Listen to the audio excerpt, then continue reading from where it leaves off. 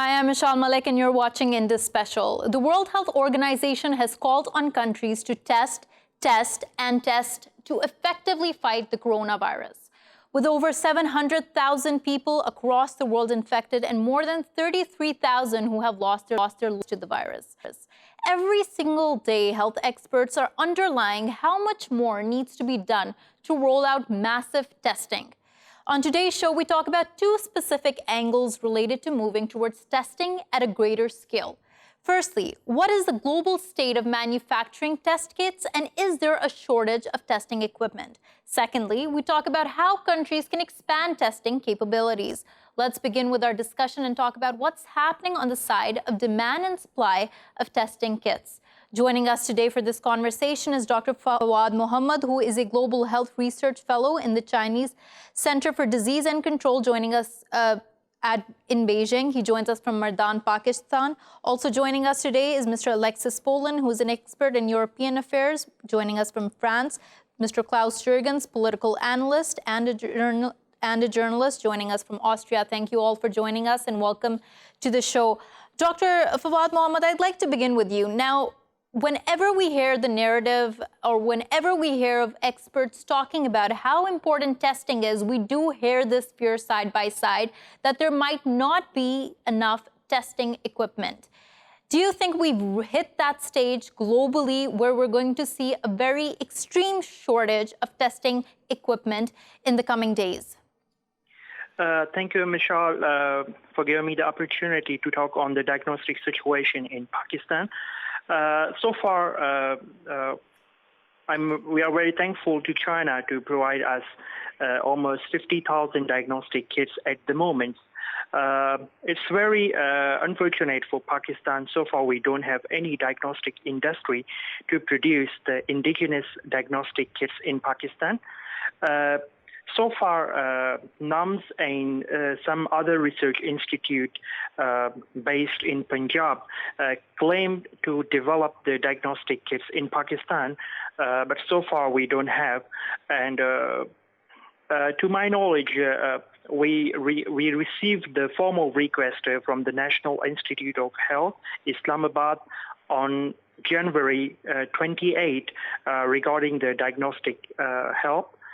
Soon after that, I put forward the request to the National Health Commission of China, and luckily they accept our request, and in the early response, they provide 10,000 kits to detect the COVID-19 in Pakistan. Right. Dr. Fawad Mohammad, you mentioned here how there is innovation being done on an indigenous level, trying to come up with home-based testing kits. But when we're talking about testing kits that are working, that are being imported, that are being exported, and we take a look at the global situation regarding testing, have we hit the stage of maximum production of testing kits? And can we expect a shortage, global shortage, in the coming days? I think right now, China gave a very good promise, and they are doing well. And in case of any serious situation, they will provide more diagnostic kits. As we are seeing every day, we have shipments from China to Pakistan. So I think in terms of diagnosis, we have sufficient kits. But what we are facing the problem here, we don't have the real-time machines which can be used to detect the COVID-19 in Pakistan, because the diagnosis have the two parts. One is the diagnostic kits, which is provided by the China, but on the other hand, we are using a machine to test, like the ABI 700, 7500. So far, we don't have. So we have the kits, but we don't have the machine. So I'm worrying about these situations, and I think government should tackle it in the early response, make the availability of the So expand on that a little, Dr. Fawad Mohammad, because I'm sure this is something a lot of countries are facing. When you have the kits, but you don't have the diagnostic machine, what does that mean exactly? Because these are the machines normally developed by the advanced countries, and the companies like the Roche and the Thermo Scientific and the Biorate. So we have the deficiency of these machines. So far, we have put forward the request to the different countries to make the availability of this machine. But I think we will have this problem in future. So I think the government should focus in early response to make the availability of these machines in Pakistan. Right. Dr. Mohammad, stay with me on that point. I do want to come back to the different equipment that's required for a thorough and an accurate diagnosis of the situation of a person's state, whether they're positive or negative. But I want to jump to Mr. Klaus Jurgens and talk to him a little about this testing front. Mr. Jurgens, now Austria has done, where you're talking to us from, has done quite well in terms of massive testing. But when you are looking at the situation all across Europe, do you feel like throughout there is a shortage of testing equipment, which is leading to the lack of testing? Well, first of all, thanks for having me, and you and the whole team, all colleagues and everyone watching, of course, please stay safe and healthy and ideally at home if you can. Now, yes, you mentioned Austria. Today it was announced that very shortly, sorry, when I'm looking down, I just wrote down all the figures from a press conference. Go ahead, no problem. Thank you. The government is planning to test 15,000 citizens very shortly per day. Now, I made a calculation. If this would continue for 100 days, we would test 1.5 million, which is roughly speaking 1/6 of the population. Now, it has not been made very clear whether this would actually be testing supervised in health facilities or whether this would include self-testing. Let me quickly jump to Germany. Germany has a problem saying now sometimes when the test is sent to the laboratory, it takes up to 7 days until the test result is available, which is in line with what my esteemed colleague just said. Jumping further to the United Kingdom, here the government announced today they want to test 3.5 million via home testing, and these kits have now been ordered. Once they have been given the all clear, they would be made available either in high street shops for people who can still go shopping, or for those of us self-isolating via Amazon.com. Now we see various approaches. One is get 15-minute self-test kits in huge numbers, millions of numbers produced and made available to the public, or continue to rely on health facilities doing this testing, including up to 7 days delay. So it is a question of which way to follow, perhaps both. But the diagnostics, my esteemed colleague said, this is the problem. How long do we have to wait until the results are there? Everyone agrees test, test, test. Right. But let us be frank. Let us only, if I may, last comment, let us be frank. In the United Kingdom, it is expected a maximum of 10% would ever be tested. Taking the Austrian numbers, it might be between 15 and 20% in a 100-day phase. Everyone is hoping perhaps come summer, the worst of the epidemic pandemic is over. Now, is this a sufficiently high number? I am not entirely certain. Mr. Jurgens, just moving back a little and talking about the target that governments, the ones that you quoted here, the governments have set in terms of how many people, what percentage of the population they want to test each and every day. We're talking about that, and we're also talking about the resources needed, namely the testing kits for it. Is there transparency? Do you believe in European governments all across the EU? Is there transparency in regards to how they're going to get a hold of these testing kits? No. Let us be very frank. UK government, as case in point, it was announced shortly before the weekend that these numbers are now announced. 3.5 million test kits should be made available.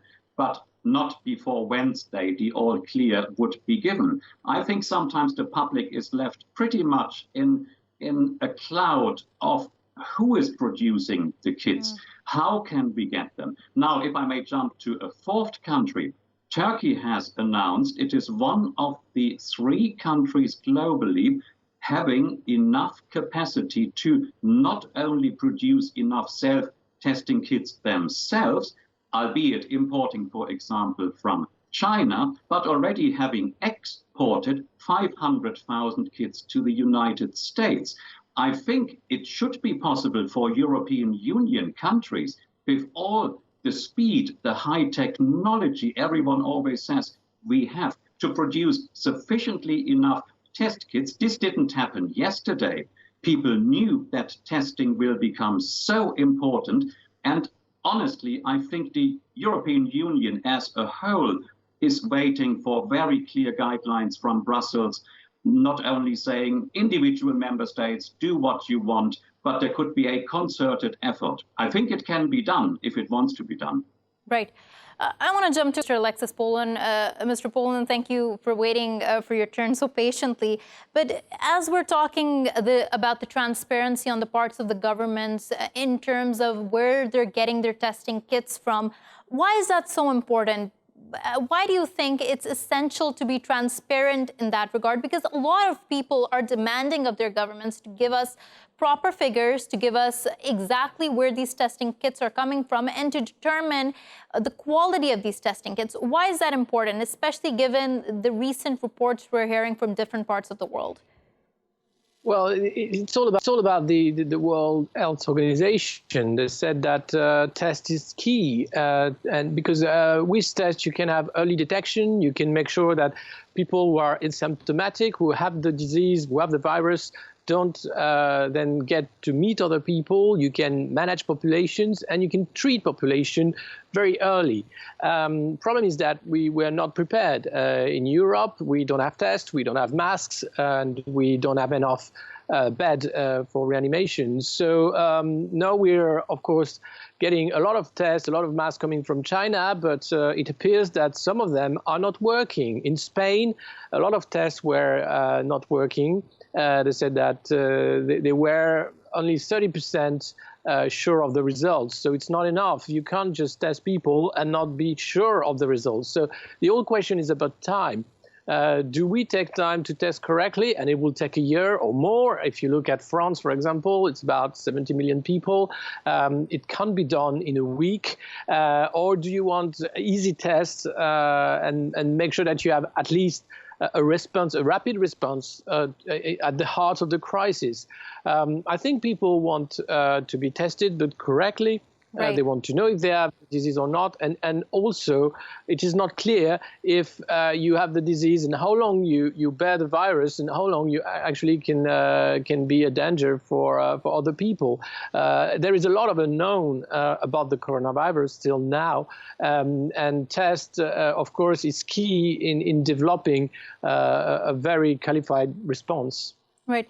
Mr. Poulin, I want to talk about these fraudulent test kits that are coming up and what needs to be done for better quality control and regulation. But I want to move back a little and talk about how you mentioned that Europe does not have enough masks. It does not have enough kits. Now, the essential question, one that is confusing for many people, is there a shortage on the global supply side of this equipment, or is there a lack of urgency on parts of governments to acquire this equipment? What do you think is the state of Europe at this point?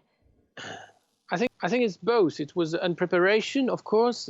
We had SRAS in 2007, 2004, 2011. We had preparation, but it all went in the gutter, saying, oh, it might happen in the future, but it's not a priority. So it was not a priority. So the masks they were sold to the public, and we don't have enough capacity, and that's for sure. The other issue is that China was hit first, and China is the main producer of kits and masks and all this. So they had to produce for themselves. They had to make sure they could respond to the crisis in an efficient way, so they couldn't supply for the rest of the world. But what happened in the rest of the world, especially in Europe, is that we've been looking at the epidemic like it was remote, very far away in Asia, and that it would not happen at this scale in Europe. So we lost about a month or two in preparation, being sure that it will not happen in our countries. Right. And also being sure that we'll have the resources. But we, of course, when it happened to the scale of China, we don't have the resources, and we're in the same difficulties like the Chinese regime was in the last month. Right. Mr. Klaus Jurgens, when this epidemic broke out in China, and it was no longer, it wasn't just yet declared a pandemic, but shortly after, when we started seeing this spread, do you feel like that was the time if governments amped up their efforts to acquire equipment, the situation would have been very different right now? Or do you feel at that point there was a shortage of global equipment generally because China was using those resources, as Mr. Alexis Poulin just stated? Well, I fully agree with my colleague. Now, no one expected that this would hit. I mean, call it political arrogance or whatever.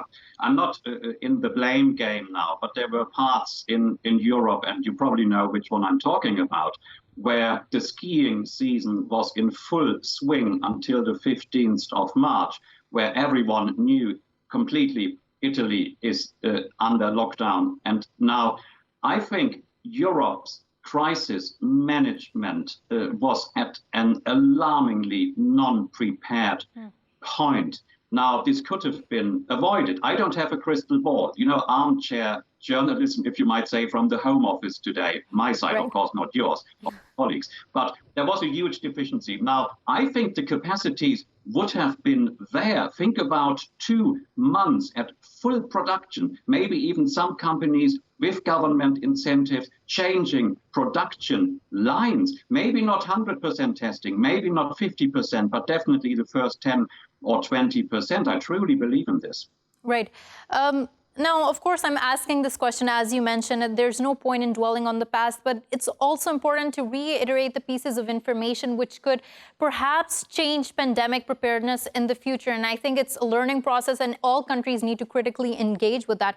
Dr. Fawad Mohammad, going back to the equipment side of things and talking about the different components involved. Now, Mr. Poulin brought up the fact that there has been fraudulent test kits out there, and the fact that many companies around the world are amping up production 24/7, quality control might not be up to the mark. How do you think doctors and medical boards around the world are dealing with that problem and with that issue?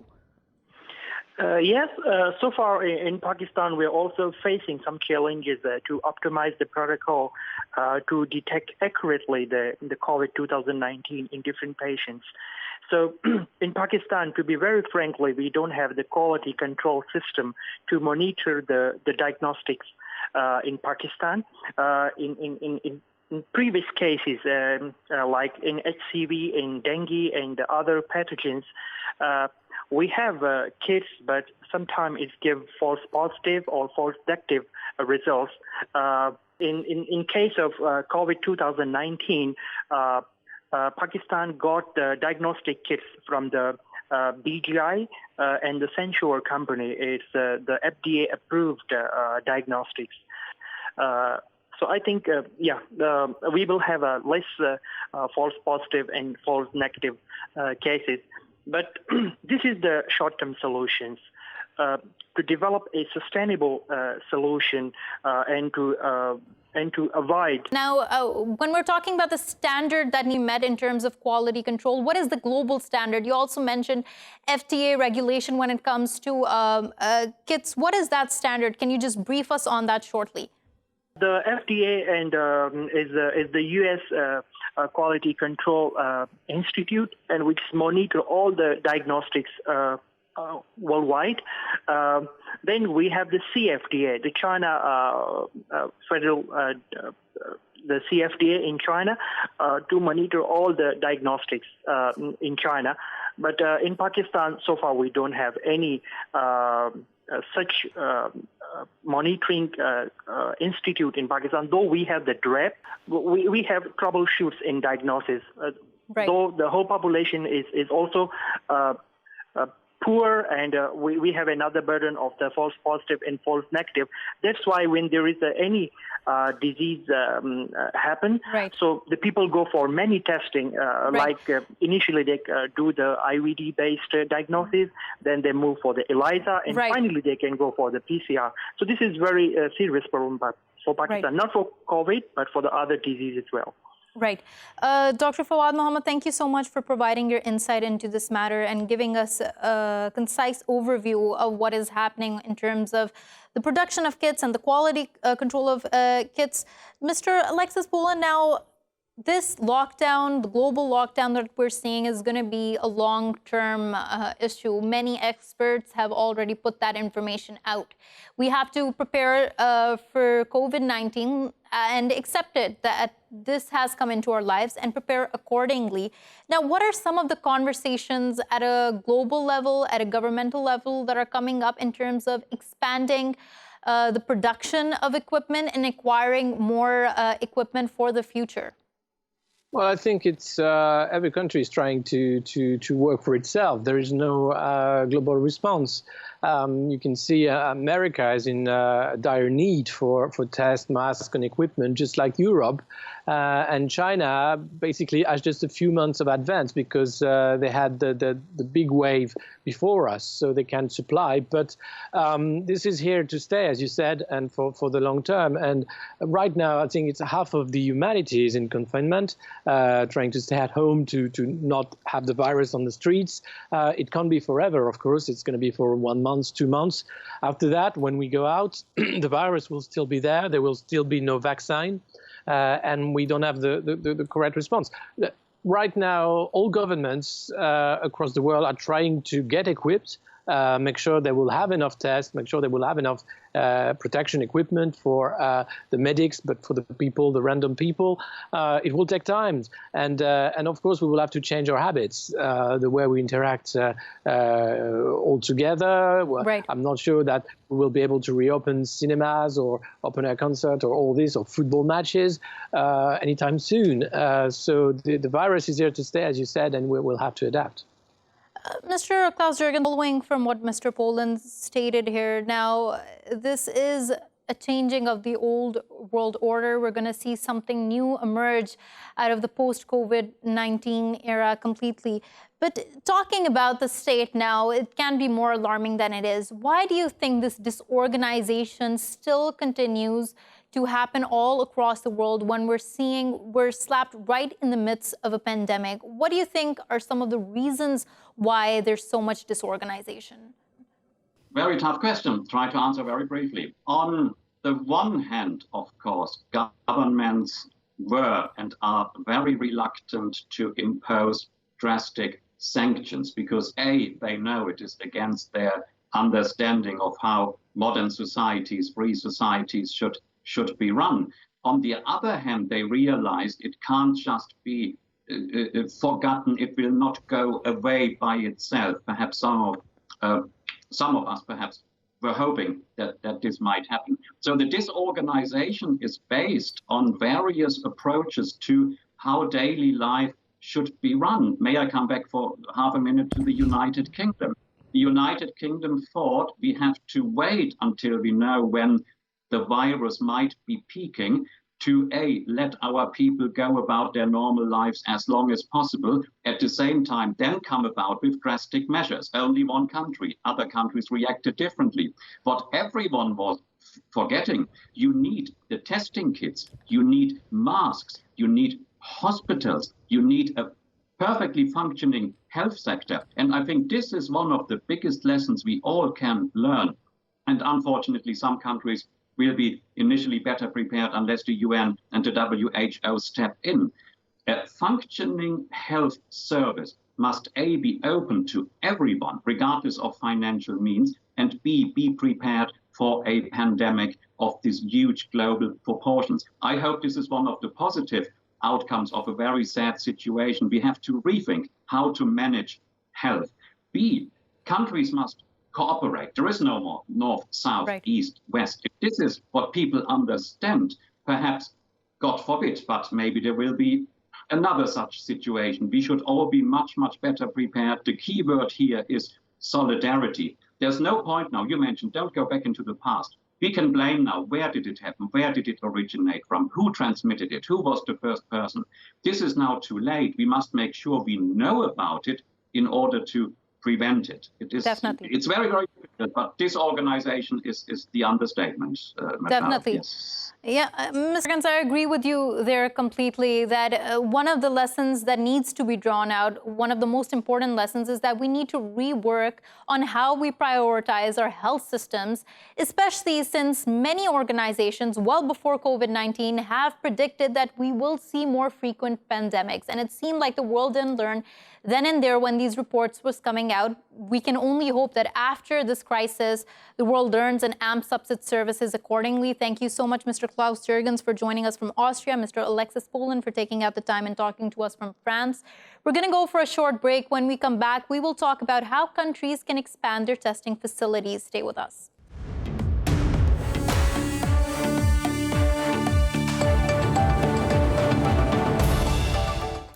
Welcome back to the show. We've been discussing testing and what is the global state in terms of testing equipment. Now we are going to continue our conversation and talk about the policies and measures countries need to take to expand testing facilities. Joining us for this conversation is Zoon Khan, who's a journalist joining us from Beijing, and Mr. Leonid Petrov, who's an analyst joining us from Sydney. Thank you both for joining us and welcome to the show. Zoon, I'd like to begin with you. Now, we're talking about a massive global lockdown, which is putting almost 3 billion people in self-isolation. But we're also talking about a shortage in terms of how many tests are conducted throughout the world each and every day. When talking to experts, when seeing what's happening in Beijing, what happened in China, do you feel like the lockdown could somehow cushion the impacts of low rates of testing? Okay, so Meshal, I think I'll try to go back to about 8 weeks ago when the number of cases being identified and reported in China were actually growing exponentially. Right. At that time, a lot of people were saying that we really don't know the true number of people that have COVID, and it seemed to be that this was a problem. But the truth is, the testing needs to be done with the mindset that we are controlling the spread of the disease. It is not an end goal in itself to know how many people have coronavirus.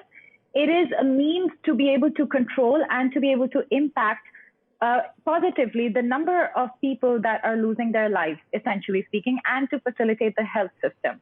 So when it came to China, the authorities tried to be as efficient and effective with this main goal in mind. In Wuhan and Hubei province, which was 60 million people in lockdown, the communities were identified where more people had tested positive already, and there proactively authorities, health workers were going in to test people, and they were basically going door to door conducting these tests.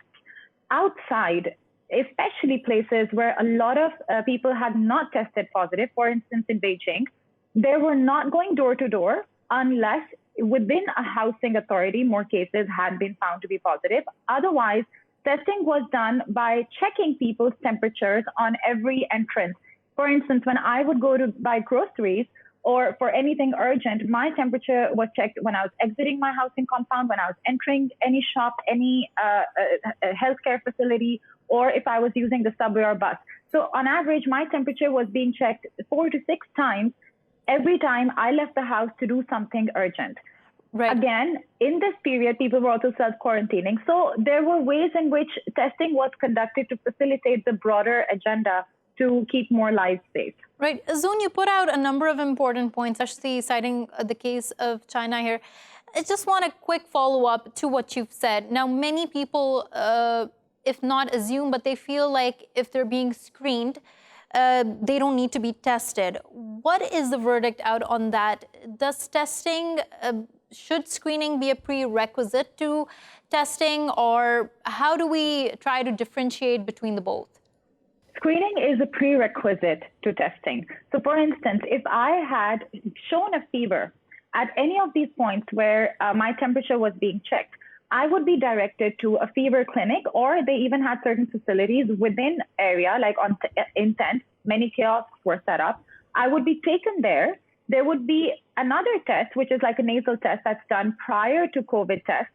And if that came out positive, then I would be tested for COVID-19. In this period where I am a suspect of COVID, I would have to isolate much more. If I'm living with any people or if I was going to the office, a certain number of people was definitely exposed to me every day. Those would also be isolated. And if I tested positive, then those people would also be tested. This essentially what it does is it ensures that the testing kits are being used responsibly, efficiently, and in a way to identify cases that can spread the virus rather than just identifying cases for the sake of knowing how many people are carriers. Right. So we had to do it. Most countries have a shortage of testing kits. We need to use them responsibly.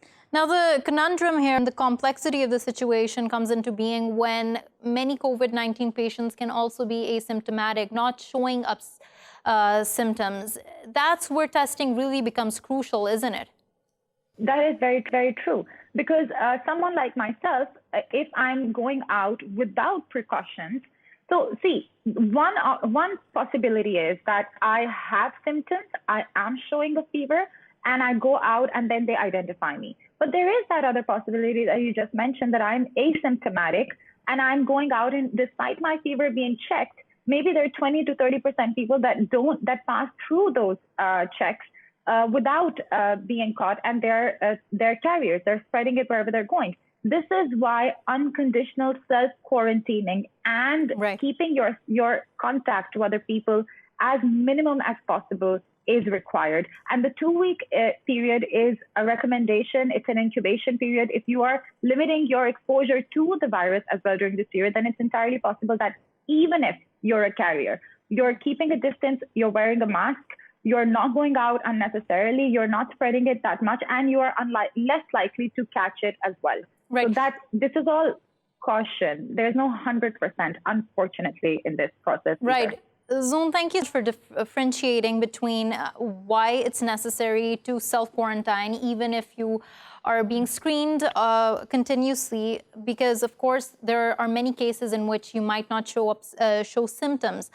Mr. Leonid Petrov, now, we heard from Zoon what the case has been in China, how massive testing has been carried out, how screening has been being done at every single point. Now, of course, many countries do not have those resources. How can they more effectively create a more widespread network of testing? I think China gave example to the neighboring countries like Korea and Japan.